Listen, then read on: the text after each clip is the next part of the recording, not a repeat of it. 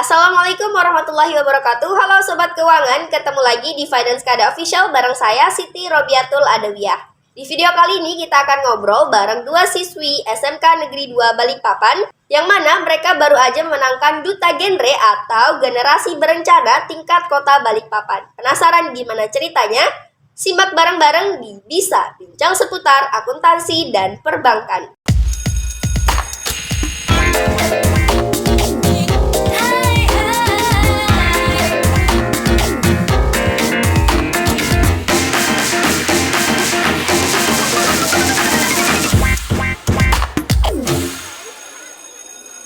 Nah Sobat Keuangan, kita udah bareng sama Anita Nurjana dan juga Rida Auliani. Langsung aja kita sapa. Halo Anita.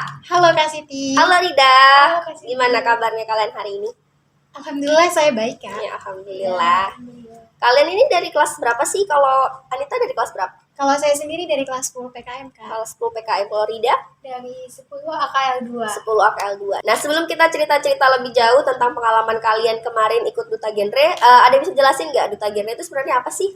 Oke, jadi kalau Duta Genre itu sendiri sebagai role model bagi teman sebaya atau remaja dalam mempromosikan program genre atau program generasi berencana, dan juga Duta Genre ini berperan penting dalam meminimalisirkan permasalahan-permasalahan remaja saat ini, khususnya untuk menghindari triad KRR Kak. Triad KRR itu apa tuh? Oke, kalau triad KRR itu sendiri itu 3 ancaman dasar kesehatan reproduksi remaja Kak, meliputi nikah dini, seks pranikah, dan nafza.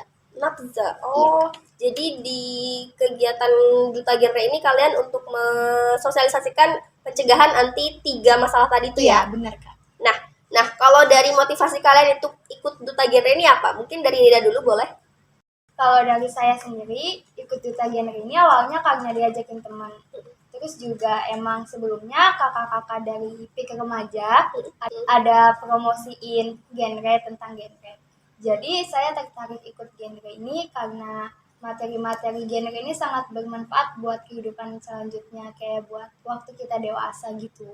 Jadi ini kayak persiapan ya gitu Iya. sebelum nanti masuk ke fase dewasa. Nah, kalau dari Anita, apa nih motivasinya kemarin ikut Duta Genre? Kalau dari motivasi dari saya sendiri, kenapa saya mau mengikuti pemilihan Duta Genre kemarin ini?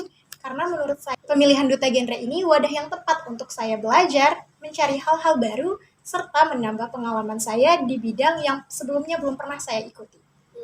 Nah, berarti memang dari ekskul kalian ini PIK Remaja memang udah mewadahi kalian untuk masuk Duta Genre ya? Iya. Jadi kalau kemarin tuh gimana? Ada pemilihan atau kalian mengajukan diri atau seperti apa? Jadi sebelum kita mendaftar nih, kita tuh mengajukan diri untuk mau ikut. Jadi yang mendaftar menjadi calon Duta Genre itu karena kemauan diri sendiri. Oh iya. Nah, kalau kemarin persiapan dan juga tahapan ikut Duta Genre itu apa aja sih? Nah, jadi Kak, yang pertama itu ada TM, yang kita sebut itu technical meeting. Ya, TM-nya ini tuh dilaksanain di DP3 AKB. Jadi, kegiatan pas TM ini, kita itu ngumpulin berkas-berkas nih, kayak kelengkapan berkas seperti data diri, poster, gitu-gitu. Dari poster tuh poster apa tuh? Poster itu poster kegiatan inovasi kita. Kalau misalnya kita kepilih, jadi Duta Genre. Nah, berarti technical meeting kemarin ini online atau offline? Technical meeting kemarin offline. Offline. Iya. Selanjutnya? Terus juga waktu TM kita dijelasin tentang peraturan-peraturan lomba ini. Terus selanjutnya ada karantina. Jadi karantina ini ada 2 hari. Jadi karantina offline sama karantina online. Kalau karantina offline ini diselenggarain di DP3 AKB juga. Jadi karantina offline ini ada pembekalan gitu nih Kak. Jadi pembekalan ini ada menyampaikan materi tentang triad KRR, modul tentang kita, sama public speaking. Selanjutnya itu Kak ada karantina nih. Kita kan karantina 2 hari. Jadi karantina offline dan karantina online. Jadi di karantina offline ini kita dikasih pembekalan. Disampaikan materi-materi seputar genre kayak triad KRR, terus modul tentang kita, sama materi public speaking. Jadi itu sebelum langsung lomba seleksi-seleksi di Duta Genre itu kalian disiapin di situ ya, di karantina itu. Lanjut lagi. Selanjutnya besoknya itu kita ada karantina online via Google Meet. Iya. Jadi Di situ kita juga dikasih pembekalan tentang apa sih itu duta genre, sama diajarin tentang desain grafis. So, desain grafis. Jadi bukan cuma tentang remaja tapi sampai ke desain grafis juga kalian pelajarin gitu ya? Ya, Jadi Kak, setelah karantina itu diadakan beberapa seleksi tes, mulai dari tes tertulis, tes poster dan wawancara, dan pemilihan 16 besar, serta langsung di hari itu juga mengadakan tes bakat Kak. Oke, lanjut setelah itu. Setelah itu, selang beberapa minggu kemudian, kita mengadakan sesi foto Kak untuk duta genre, finalis duta genre. Nah, foto tersebut itu akan diupload di Instagram Genre Balikpapan untuk pemilihan juara favorit Kak. Oke. Lalu setelah itu grand final nih Kak. Nah, diadakan lagi seleksi 6 besar, di mana 6 besar ini 6 besar putra dan 6 besar putri. Masing-masing finalis diberi satu pertanyaan Kak. Pertanyaan inilah yang akan menentukan juara dari Duta Genre Kota Balikpapan. Nah, berarti memang dari awal pendaftaran sampai akhirnya pengumuman grand final ini banyak sekali tahapan Kak yang kalian jalanin ya. Nah, kalian setelah ikut Duta Genre ini pengalaman dan pengetahuan baru apa sih yang kalian dapetin? untuk pengalaman saya ketemu sama teman-teman baru yang pastinya juga berprestasi. Terus pengetahuannya saya jadi lebih mengerti materi-materi tentang genre. Kalau dari Anita gimana nih pengalaman dan pengetahuan barunya? Oke, kalau dari saya sendiri tentunya banyak banget ya Kak pengalamannya, mulai dari dapat ilmu-ilmu yang baru nih. Mulai dari saya yang nggak tahu apa sih sebenarnya permasalahan remaja sampai sekarang saya tahu, dan bagaimana cara mengatasinya juga alhamdulillah saya dapatkan dari pemilihan duta genre ini Kak. Iya, selain itu kalian juga jadi lebih percaya diri ya Iya, setelah ikut iya. Duta Genre ini. Nah, setelah kalian terpilih nih jadi Duta Genre, apa sih yang bakal kalian lakuin terutama nanti di SMK ini? Kalian bakal ngelakuin apa? Kalau saya yang pertama tentunya saya akan menjalankan program kerja inovatif yang telah saya ajukan pada saat seleksi wawancara Kak. Oke. Nah, kebetulan di situ saya mengambil tema rokok, Kak. Kalau untuk di sekolah ini saya akan melaksanakan program kerja saya yang kedua, Kak, yaitu GESEK atau Generasi Berencana Shareker. Saya akan mengadakan kegiatan berbagi peduli dengan remaja yang terlibat atas kasus merokok. Dan juga saya akan melaksanakan program kerja saya yang lainnya seperti G-Sosmed, Kak, Apa itu atau di sosmed? Generasi Berencana Sosial Media, Kak. Saya akan menyebarluaskan materi-materi genre serta materi terkait larangan serta bahaya merokok melalui media sosial yang saya miliki. Oke, keren banget. Nah, kalau dari Rida gimana kemarin visi misinya tuh? Kalau tidak lebih ke seksual harassment nih Kak. Karena kan seksual harassment ini lagi banyak banget dan banyak juga mungkin remaja-remaja yang belum tahu seksual harassment itu apa dan dampak dari seksual harassment itu apa, dan mungkin kebanyakan mereka pernah ngalamin di posisi itu cuman nggak tahu nih mau ngadunya ke siapa, mau Betul, ceritanya betul. ke siapa, karena di publik itu kan belum tentu nerima hal-hal yang seperti itu. Jadi salah satu program kerja saya itu Geraman, yaitu Gerakan Rumah Aman. Jadi saya membuka konseling atau bisa mendengarkan mereka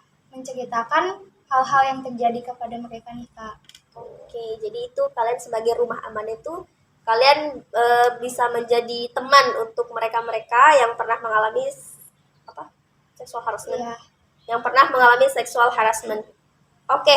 Nah, dari kemenangan kalian di Duta Genre ini siapa sih yang berperan besar dalam ajang Duta Genre kalian kemarin?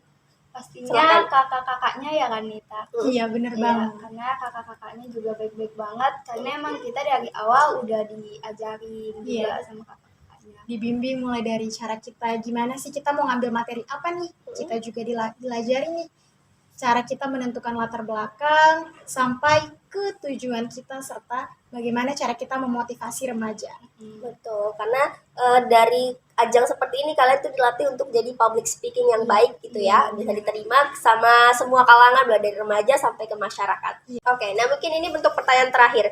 Ada nggak pesan yang mau kalian sampaikan untuk teman-teman yang mungkin belum berani untuk ikut organisasi atau sudah ikut organisasi tapi kesulitan untuk bagi waktunya? Mungkin Rida silahkan duluan. Jadi untuk teman-teman yang mungkin belum berani masuk organisasi, beraniin diri aja, karena masuk organisasi itu nggak ribet banget dan nggak menakutkan. Nah, jadi masuk organisasi itu seru juga, jadi bisa buat masa depan kita ke depannya, pengalaman-pengalaman dari organisasi. Sedangkan untuk bagi waktunya, kalian bisa nih kalau kalian ikut organisasi yang memang padat banget jadwalnya, kalian mungkin kita pelajar nih Kak, harus tetap kerjain tugas. Jadi kan porsi kita pelajar harus belajar, tetap buat belajarnya juga. Terus jangan terlalu fokus sama organisasi gitu sih. Jadi tetap belajar, tugas-tugasnya dikerjain, tapi ikut organisasi juga ikut. Jadi Iya. jangan organisasinya dominan, tapi sekolahnya ketinggalan gitu ya pelajaran-pelajarannya. Oke, mungkin kalau dari Anita gimana? Oke, kalau dari saya untuk teman-teman nih yang masih belum berani mengikuti organisasi atau ekstrakurikuler di sekolah, yuk beranikan diri kalian karena sebenarnya organisasi ini tempat kalian menemukan hal-hal baru, ilmu-ilmu baru serta relasi-relasi yang baru dan juga tempat kalian mengembangkan bakat serta minat kalian nih.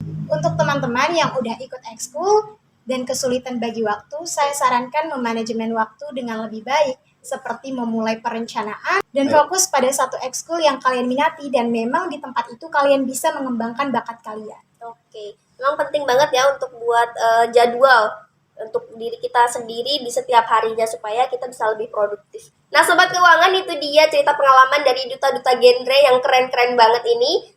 Kesimpulan yang bisa kita ambil, lebih baik kita gagal karena pernah mencoba daripada menyesal karena nggak pernah nyoba.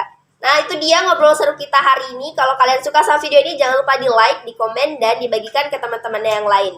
Kalau kalian belum gabung, jangan lupa subscribe, aktifin juga lonceng notifikasinya supaya kalian gak ketinggalan video-video terbaru dari kami. Saya Siti Robiatul Adawiyah dan narasumber keren kita hari ini pamit undur diri. Terima kasih. Wassalamualaikum warahmatullahi wabarakatuh. Sampai ketemu di podcast selanjutnya. Dadah.